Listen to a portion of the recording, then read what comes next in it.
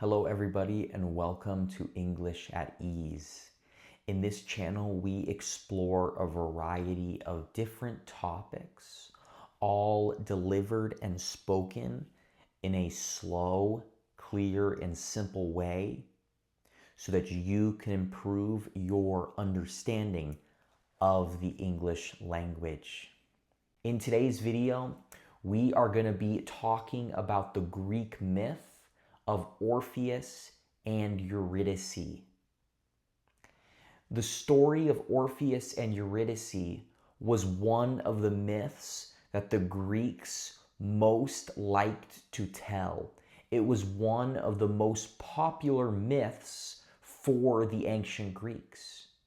Now, the story of Orpheus and Eurydice was very popular. It was very well loved by the ancient Greeks, but it's also a very sad story.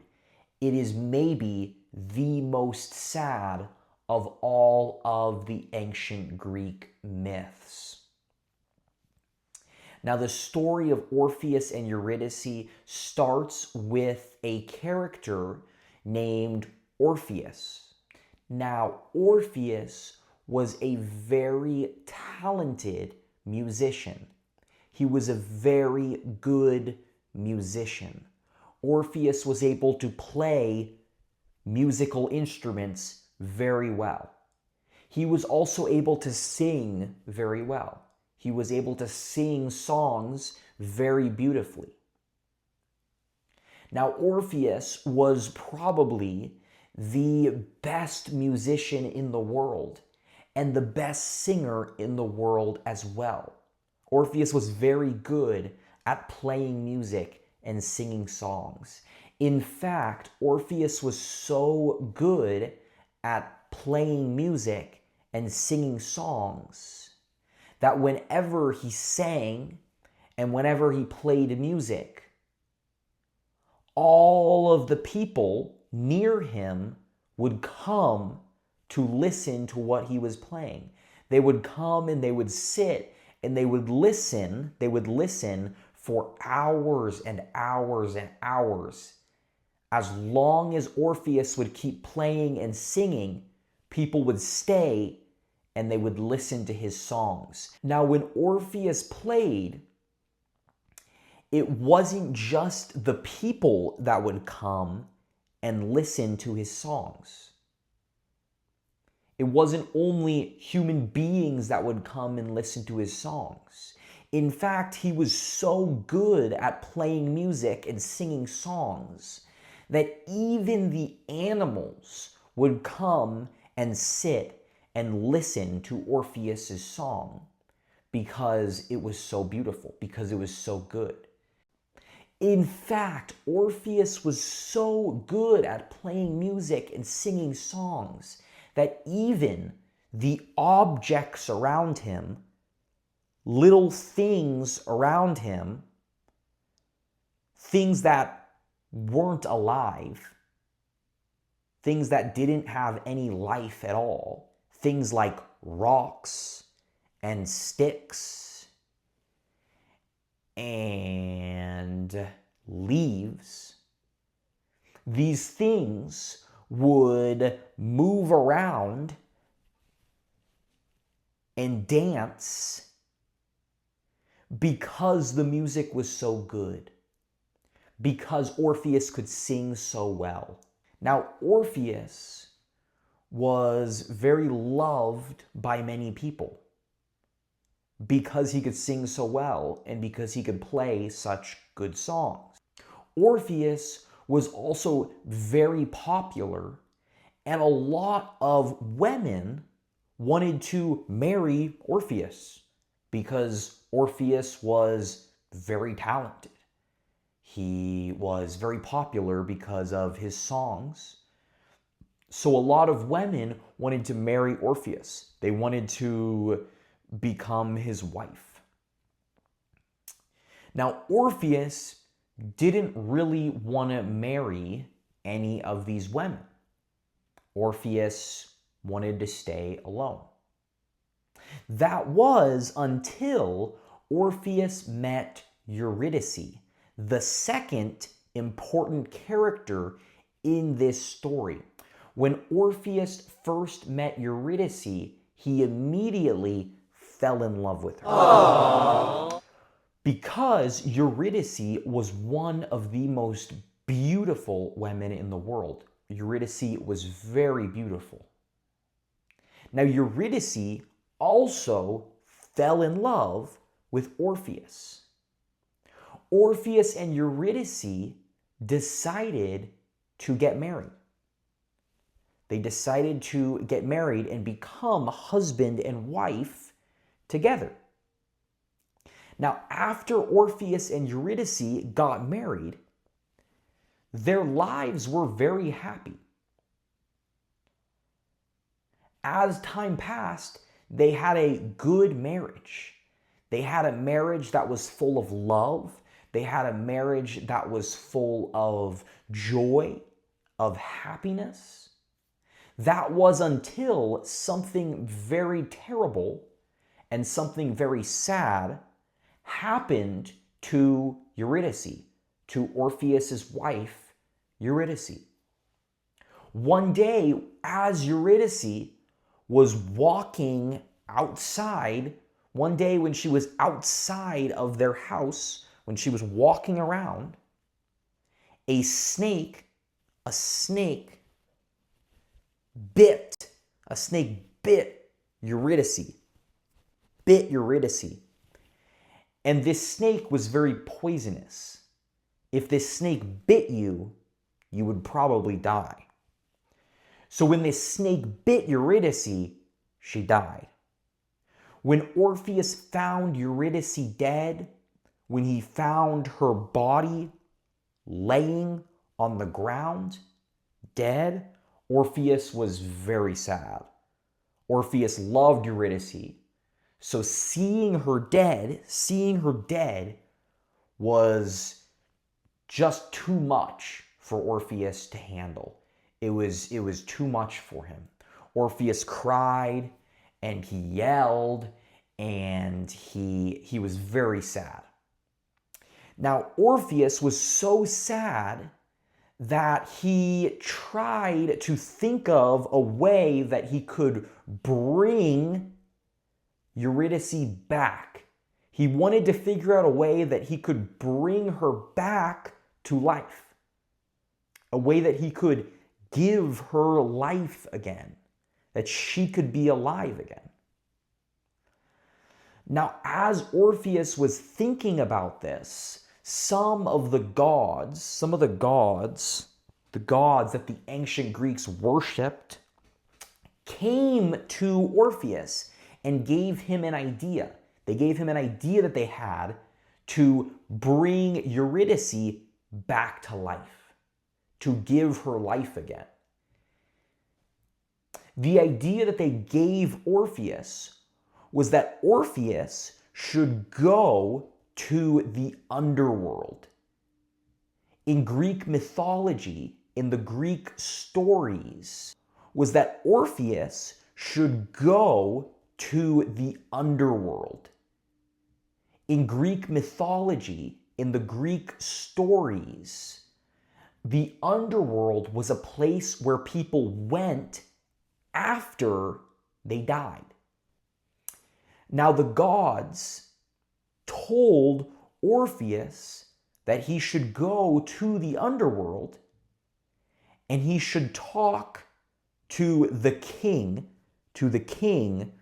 of the underworld, whose name was Hades. Hades was a Greek god. He was one of the gods that people worshipped. And Hades was the king of the underworld. It was Hades' job to rule over the dead, to rule over the underworld, and to make sure everything was going well in the underworld. To make sure everything was going well with the dead. So with this advice, with this idea, Orpheus started to try to find a way into the underworld. Eventually, Orpheus came to an entrance. Orpheus arrived at an entrance, a place where he could enter into the underworld. Now, at the entrance to the underworld, there was a very big guard dog. This guard dog had 3 heads. Who's a good boy? Who's a good boy? Who's you? This dog had 3 heads, and he was very scary and very powerful. And his job was to make sure people didn't enter the underworld. He was supposed to stop people from entering the underworld because people who were alive were not supposed to go into the underworld. The only people who could be in the underworld were people who were dead. So this guard dog kept people from coming into the underworld. He would stop people who tried to go into the underworld. Now, when Orpheus saw the dog, he had an idea. He decided to use his abilities to play music and sing to try to convince the dog to let him go into the underworld. Orpheus remembered how whenever he played and whenever he sang, people came and listened. He remembered how even the animals loved to hear him sing. So he started to sing for the dog, and he started to play music for the dog, and the guard dog loved his song. The guard dog sat and listened to his song, and eventually the dog let Orpheus go into the underworld. The dog let Orpheus enter the underworld because he loved his song so much. Now, as Orpheus went through the underworld, he continued playing his songs, and all of the underworld came to listen to his songs. All of the underworld, all of the people that had died and gone to the underworld listened to Orpheus's song, and they loved Orpheus's song because he was such a beautiful singer. He could sing so well. He could play music so well. When Orpheus finally found, when he looked and finally found the god Hades, the king of the underworld, Orpheus played him a song, and he sang. And even Hades, the king of the underworld, loved Orpheus's song. He thought Orpheus's song was so beautiful that he was willing to listen to Orpheus. After playing his song, Orpheus asked Hades if he could find Eurydice, in the underworld and bring her back with him. Orpheus asked if Hades would let Eurydice come back to life and go home with Orpheus. Now, Hades had loved Orpheus's song so much that he said yes. He said, okay, you could do that. Now, Hades let Orpheus bring Eurydice back home. He let Orpheus guide her. He let him lead her out of the underworld. But he gave Orpheus a very important warning. He told Orpheus something that Orpheus really needed to listen to, and he really needed to follow. What Hades told Orpheus was a very important warning. Hades told Orpheus that he could lead Eurydice out of the underworld, but he couldn't look at Eurydice until they had left the underworld. He could walk in front of Eurydice, he could walk in front of her, but he couldn't look back, he couldn't look behind him. If Orpheus even just one time looked behind him to see Eurydice, Eurydice wouldn't be able to leave the underworld. Now, with that warning in mind, Orpheus started to lead Eurydice out of the underworld. With Eurydice behind him and Orpheus looking forward, they started to make their way out of the underworld. They started to walk out of the underworld to return home. Now, as they were getting very close to the exit, as they were getting very close to leaving the underworld, Orpheus became very afraid. He became very worried because he couldn't look behind him and make sure that Eurydice was okay. He couldn't even look behind him to make sure Eurydice was there, to make sure Eurydice was actually following him. Now, Orpheus became more and more worried. He became more and more afraid because he wanted to see Eurydice. He wanted to make sure that his wife was okay. And he wanted to make sure she was there. He didn't want to leave the underworld without her. He didn't want to leave the underworld and turn around and realize that she wasn't following him, that she hadn't left, and then he would be alone again. So he became so worried that eventually Orpheus just couldn't restrain himself. He just couldn't keep himself from turning around. So Orpheus turned around to see Eurydice, to make sure she was okay, and Eurydice disappeared. Eurydice vanished. She was not there anymore because Hades had told Orpheus that if he looked at Eurydice, if he turned around to look at her, she would be gone. Because he had broken Hades' rule. Because he had looked behind him to see if Eurydice was okay.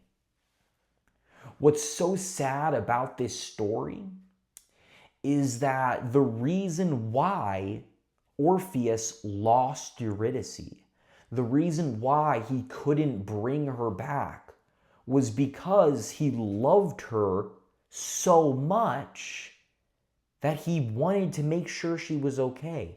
He loved her so much that he had to turn around and look at her. The need that Orpheus had, Orpheus's need to turn around and look at his wife and make sure she was okay, was actually what caused her to not be able to leave.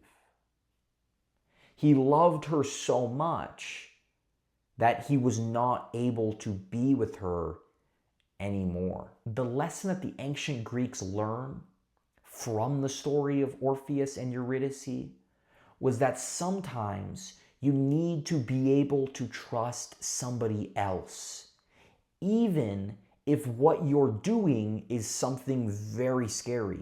You need to be able to trust in somebody else. You need to believe in what somebody else tells you. You can't always doubt what somebody else tells you. You can't always think that that person is lying. You need to be able to trust in them. Orpheus was not able to trust that Hades was actually going to let Eurydice leave. That's why he turned around to make sure she was there, because he didn't really trust Hades enough to believe that Eurydice was there with him. And because he didn't trust Hades, Orpheus had to make sure, and in the process, he lost Eurydice. He caused Eurydice to not be able to leave and go home with him. Now, I hope you enjoyed the story of Orpheus and Eurydice, and I hope you were able to gain some useful English listening practice throughout this video. Thank you so much for watching.